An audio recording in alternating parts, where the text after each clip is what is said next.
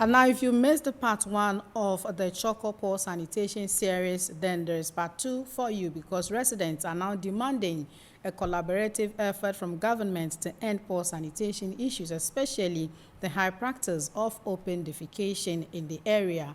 My colleague Desmond Osayamponsa continues with the report. Currently here at Chorkor, specifically Chemuena, here in the Greater Accra region. The main purpose of our visit is to look at the sanitation issues affecting the beauty and the health of the people living in the community. As many lagoons have become choked in the capital, Accra, the Chemu Lagoon in Chorkor is not left out. The lagoon, which used to be the heartbeat of Chorkor, is now choked with filth and plastics. The consequence is dire.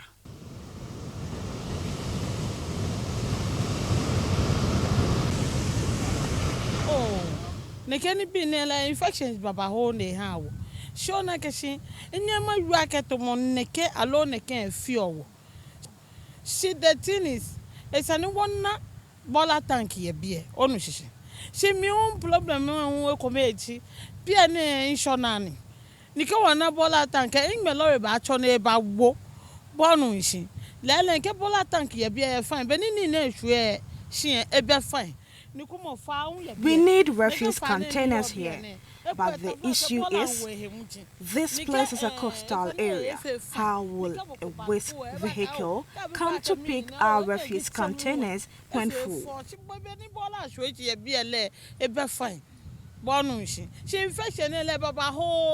The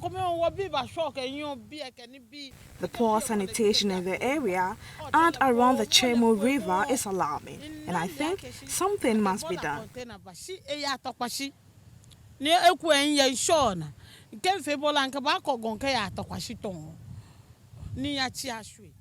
We are really scared, especially for our children.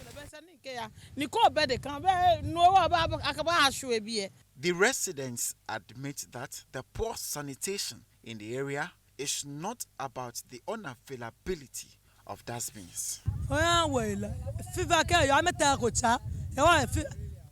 We don't often get sick, but rather those who dump refuse in and around the Chemu site get sick.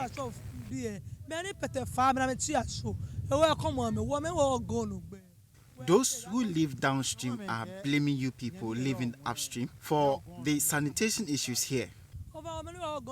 It is a lie. We don't dump refuse into the Chemu Lagoon. For us, we dump our refuse into small gutters. During rain, the water carries refuse into the lagoon.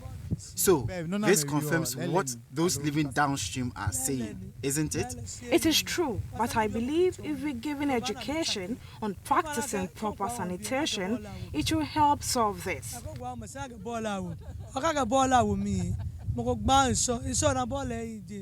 I believe dustbins here will help also tackle sanitation issues here, because we don't have so much to spend on refuse collection.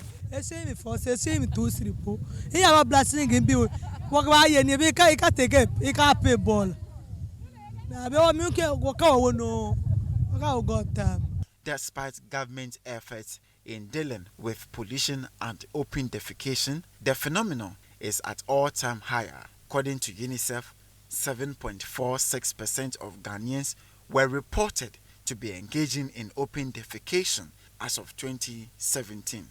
More than a quarter of them live along the coast, right here. Solomon, a final year psychology student at Lagoon, interacting with me, shared some psychological implications poor sanitation is likely to affect residents in the area.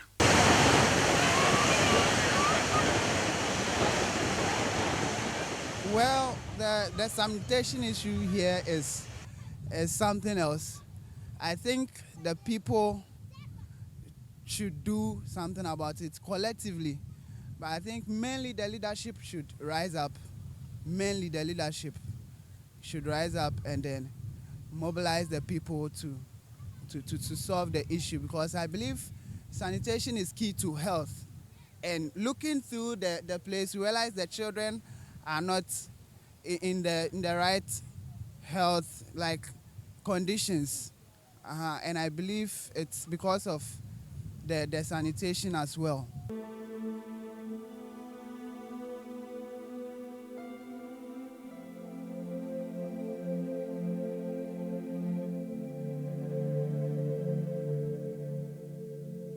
If you be given the chance to turn the situation here around, what is going to be your first target? Well, my first target, I believe, is sensitizing the people, educating the people, because it's so sad. Most of the children, they are not even interested in school in the first place, and it's as if their parents are also encouraging it, but mainly interacting with them, we realize they don't have the money. They don't have the money to sponsor their children, and the children do not also have the interest. So I believe it's sensitizing the children, sensitizing the youth, and then also talking to the leaders to do something about it, because it's part of their role. It's part of their role. They are supposed to take care of the needs of the people. They are supposed to talk to the people. If there's a need to come together to do the work, the people are ready, because we interacted with them.